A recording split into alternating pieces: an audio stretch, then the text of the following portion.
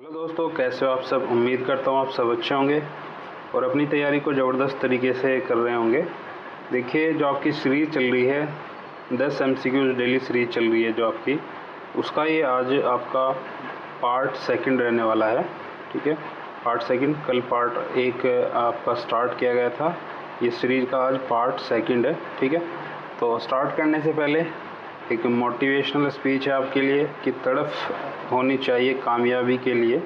ठीक है, जो तड़फ है आपकी कामयाबी के लिए होनी चाहिए, ना कि किसी अदर्स काम के लिए। ठीक है, तो सोच और सपने तो हर कोई देखता है कि सपने तो हर कोई देख रहा है, बट तड़प जो है आपकी एक सक्सेस पाने के लिए, एक आपकी कामयाबी पाने के लिए, आपके डेली जब भी उठो तो यही सोच कर उठना चाहिए कि हमें आज कुछ अच्छा करना है। तो इसी के साथ स्टार्ट करते हैं आपकी सीरीज़ नंबर 2। तो नेक्स्ट आपका जो 10 क्वेश्चन हो गए थे, तो 1 बाय 1 उसके बाद ही करेंगे। जैसे ये 11 क्वेश्चन है, तो ऐसे ही आपका सीरीज़ जो है चलती रहेगी।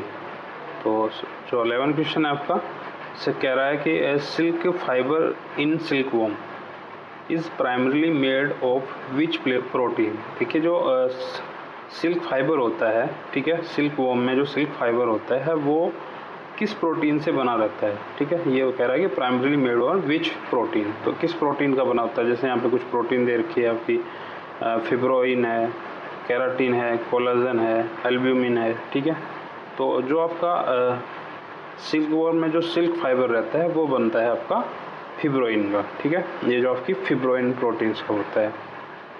जैसे केराटिन है, केराटिन आपकी जैसे सब्जियों वगैरह में पाई जाती है, कोलाजन भी। और आपकी जो एल्बुमिन है, एल्बुमिन ये आपकी एग में पाई जाती है। ठीक है, जो एग का जो पार्ट होता है, ठीक है, उसमें पाई जाती है। तो इस प्रकार इसमें आपका जो राइट आंसर था वो था ऑप्शन ए, यानी कि फिब्रोइन। अब नेक्स्ट है आपका, which chemical component is found in honey bee venom. देखिए, जो हनी बी यानी कि जो मधुमक्खी होती है, मधुमक्खी की अगर बात करें हनी बी की, तो ये हाइमनोप्टेरा, ये हाइमनोप्टेरा ऑर्डर से बिलोंग करती है। ठीक है, ऑर्डर इसका होता है हाइमनोप्टेरा, हाइमनोप्टेरा ऑर्डर से बिलोंग करती है जो हनी बी है। तो हनी बी में ये कह रहा है कि जो इसका वेनम होता है, यानी कि इसका जो जहर होता है, कांटा जो छोड़ती है, तो उसमें जो जहर होता है वो उसका केमिकल कंपाउंड कौन सा है, तो किस चीज़ से बनता है। तो इसमें जैसे ऑप्शन दिए गए हैं, हिस्टामिन है, मेलिटिनिन है, सीरोटिन है, एड्रेनलिन है। ठीक है, तो जो आपका केमिकल कंपाउंड होता है हनी बी वेनम का, वो होता है आपका मेलिटिन। ठीक है, यानी कि ऑप्शन बी इसमें राइट होगा। जैसे यहाँ पे चित्र के हिसाब से अच्छे से दिखाया भी गया है, जैसे ये आपकी हनी बी है। ठीक है, इस प्रकार इसमें जो इसका उधर पार्ट रहता है पीछे का, ये इसमें लास्ट में ये आपका ऐसे जो है कांटा रहता है, जिसको स्ट्रिंग बोलते हैं। इसमें ही आपका एक ऊपर एक थैली जैसी संरचना होती है, इसको ही बोलते हैं वेनम सेक। ठीक है, वेनम सेक यही, जैसे ये अपना कांटा छोड़ती है कहीं भी किसी भी स्किन पे छोड़ेगी, तो इसकी पूरी वेनम सेक के साथ जो है इतना कांटा टूट जाता है, अलग हो जाता है। ठीक है, अब यहाँ पे कुछ केमिकल कंपाउंड्स भी दिए हुए हैं, जैसे chemical compound for insect venom. ठीक है, जैसे हमने अगर बी वेनम की बात करी थी, तो ये मेलेटिन यहाँ पे दिया गया है, देखिए। और एक एपेमिन होता है। दो तरीके के इसमें केमिकल कंपोनेंट्स होते हैं। जैसे वास्प वेनम, वास्प जो आपके इंसेक्ट होते हैं, उनमें कौन कौन से हैं ये देखे दिए हुए हैं अच्छे से। ठीक है, आपका हॉर्नेट वेनम है, हॉर्नेट वेनम में कौन कौन से दिए रहते हैं। जैसे आंट वेनम है, जो आपकी चींटियाँ होती हैं, तो उनमें जैसे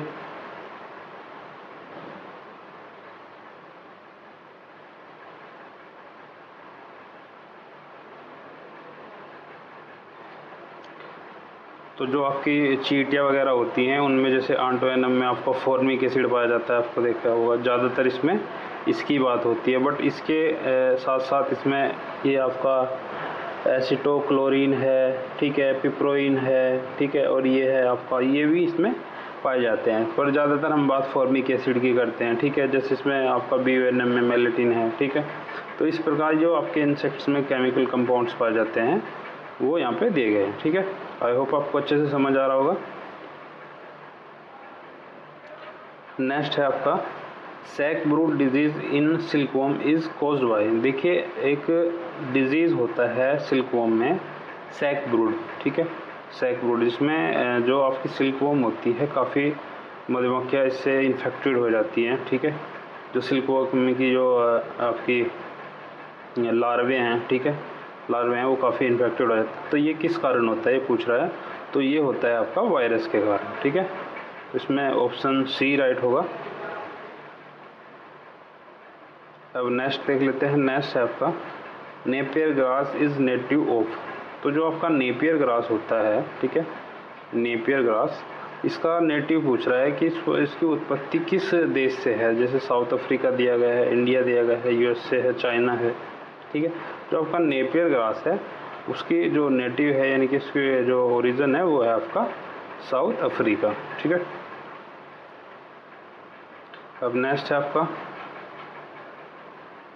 डीलिंटिंग इन कॉटन इज एडवेंटेजियस बिकॉज, ठीक है, जो आपकी कॉटन क्रॉप्स होती है, ठीक है, जो आपकी कॉटन क्रॉप्स होती है गॉसिपियम हिर्सुटम और गॉसिपियम आर्बोरियम, ठीक है, तो उसमें जो डीलिंटिंग की जाती है, डीलिंटिंग स्पेशली क्या मतलब होता है, जो आपका कॉटन का सीड होता है उस पर जो फाइबर रहते हैं, ठीक है, उसको ही बोलते हैं लिंट, और डीलिंटिंग का होता है इसको फाइबर को हटाना, ठीक है, उसको रेशे को हटाना, उसी को बोलते हैं डीलिंटिंग, यानी रिमूवल ऑफ लिंट, उसको ही बोलते हैं डीलिंटिंग, ठीक है।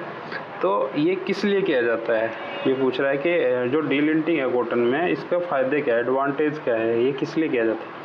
तो ऑप्शन जैसे दिए गए हैं, किलिंग हाइबरनेट लार्वा इन सीड, ठीक है, यानी कि जो सुषुप्त अवस्था में लार्वा होता है उसको जो है किल करने के लिए, मारने के लिए। और नेक्स्ट है क्विक जर्मिनेशन, यानी कि आपका जर्मिनेशन अच्छे से हो, जल्दी हो, क्विक हो, ठीक है, और इजी टू सो, यानी कि उसको बोने में, बुआई करने में भी आसानी हो, और ऑल ऑफ दिस, तो जो आपका लास्ट ऑप्शन है ऑल ऑफ दिस यही राइट होगा, यानी कि इसमें अगर आपके ऊपर ये लिंट नहीं होंगे, फाइबर नहीं होंगे सीड के, तो उसमें लार्वा भी ज़्यादा अटैक नहीं कर पाएगा, उसको भी अच्छे से मार सकते हो, ठीक है, और उसका जर्मिनेशन भी ईजी हो जाएगा और उसको बोने में भी आसानी रहेगी। तो यही इसके फ़ायदे थे आपके डीलिंटिंग करने के। तो ऑप्शंस में 4 राइट होगा। अब नेक्स्ट है आपका 16, application of gypsum is required most of the which of the following crop, तो जो जिप्सम होता है, जिप्सम सबसे ज़्यादा किस फसल के लिए, कुछ फसल दी गई हैं, जैसे यहाँ पे आपका राइस है, बरसीम है, ल्यूशन है, ग्राउंडनट है, तो सबसे ज़्यादा किस क्रॉप में जो है मोस्ट रिक्वायर्ड होता है। तो इसमें बहुत से बच्चे राइस आंसर लगाएंगे, बट इसमें राइस आंसर नहीं है, क्योंकि जिप्सम जो आपका जिंक की कमी से खैरा रोग होता है, ठीक है, पर वो इसमें जो जिंक की कमी से खैरा रोग होता है वो ज़्यादातर ये नहीं कि आपका सभी क्रॉप्स में, सभी जगह जो है जिंक का ज़्यादातर इसमें अटैक आए, वो किसी क्रिटिकल कंडीशन आ जाती है जब इसमें राइस में जिंक का खैरा रोग होता है, ठीक है। बट जो जिप्सम का मोस्टली रिक्वायर्ड रहता है वो रहता है आपका ग्राउंडनट में, ठीक है। ग्राउंडनट में क्यों रहता है, क्योंकि अब हम जिप्सम की बात कर लेते हैं, ये आपका जिप्सम, ठीक है, अगर इसका केमिकल कंपोजिशन, इसका फॉर्मूला होता है आपका CaSO4 × 2H2O, ठीक है, ये होता है। अब इसमें अब कैल्शियम और सल्फ़र 2 कंपाउंड्स पाए जाते हैं, ठीक है, और कैल्शियम होता है इसमें लगभग आपका 23.3%, और इसमें आपका सल्फ़र होता है लगभग आपका 18.6%, ठीक है। ये एक एक्यूरेट इसमें डाटा है। कहीं कहीं पे आपको किसी बुक्स में आपको 22, यहाँ पे कैल्शियम 22 भी मिल जाएगा, 22%, सल्फ़र आपको 17% भी मिल जाएगा, बट इसमें जो एक्यूरेट है आपका कैल्शियम 23.3% होती है और आपकी सल्फ़र होती है 18.6%, ठीक है। तो अब इसमें ग्राउंडनट में क्या यूज होता है, देखिए ग्राउंडनट में एक आपने स्टेज देखी होगी पैगिंग, ठीक है, पैगिंग यानी कि जब उसकी मूंगफली जो पैग बनते हैं और नीचे धरती में चले जाते हैं, तो वहाँ पर उसको कैल्शियम की सबसे ज़्यादा रिक्वायरमेंट होती है। आपने एक डिसऑर्डर देखा होगा कि पैगिंग किसी कमी से के कारण डिसऑर्डर होती है, तो वो कैल्शियम की कमी के कारण होती है। तो यहाँ पे सबसे ज़्यादा इसको जिप्सम की ज़रूरत पड़ती है, जिसमें आपकी कैल्शियम होती है 23.3%, तो सबसे ज़्यादा मोस्ट एप्रोप्रिएट इसका आंसर जो है ऑप्शन 4 ग्राउंडनट ही होगा। ठीक है, तो आई होप आपको अच्छे से समझ आया होगा।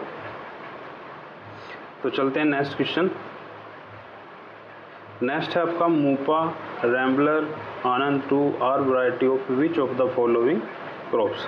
तो ये पूछ रहा है कि जो आपकी मूपा है, रैम्बलर, आनंद 2 है, ये किस क्रॉप्स की वैरायटी है।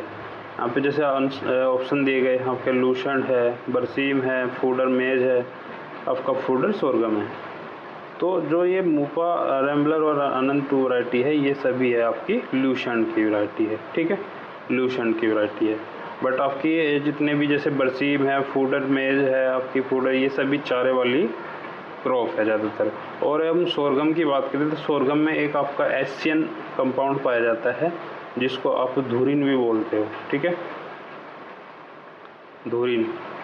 अब एक क्वेश्चन, अब ये तो सभी को पता है कि भाई इसको एशियन पाया जाता है, धुरिन बोलते हैं। पर एक क्वेश्चन एक और अच्छा नया बन रहा है कि धुरिन में आखिर कौन सा न्यूट्रिएंट्स पाया जाता है। ठीक है, कौन सा पोषक तत्व जो है धुरिन में पाया जाता है, जिसके कारण जो धुरिन में यानी कि पशुओं के लिए ज़्यादातर हानिकारक होता है। तो इसमें एक नाइट्रोजन पाया जाता है, जिसकी यानी कि नाइट्रोजन की इसमें सबसे ज़्यादा अधिकता होती है। ज़्यादा अगर अधिक नाइट्रोजन के से वो वाला इन्फेक्टेड वाला यानी कि प्लांट अगर पशु खाएगा तो उसमें जो है यानी कि इन्फेक्ट होने की संभावना ज़्यादा रहती है। तो एशियन में आपका नाइट्रोजन पाया जाता है। पूछ लिया कि कौन सा इसमें न्यूट्रिएंट पाया जाता है, तो इसमें पाया जाता है आपका नाइट्रोजन। ठीक है, तो राइट आंसर इसमें होगा आपका लूशन।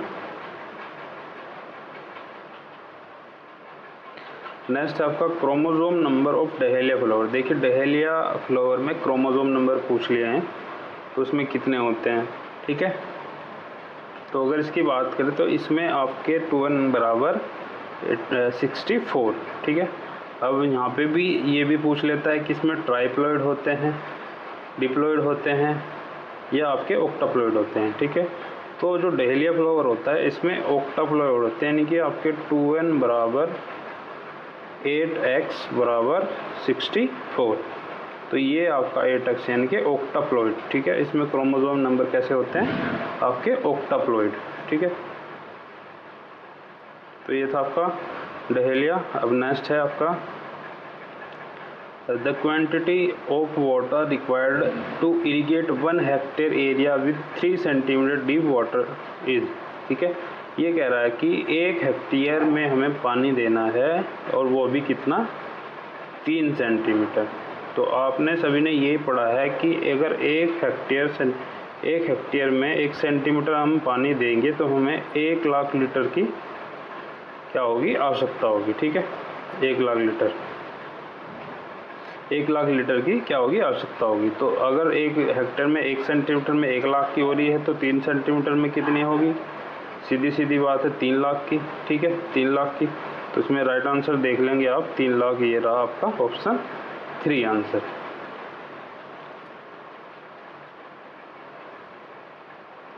नेक्स्ट है आपका terracing is an effective method of soil conservation in hilly areas required slow percentage. ठीक है, आपको पता है कि जो टेरेसिंग है, टेरेसिंग वो ज़्यादातर हिली एरियाज़ में होती है, जहाँ पर ये पूछ रहा है कि स्लो परसेंटेज में कितना रखा जाता है।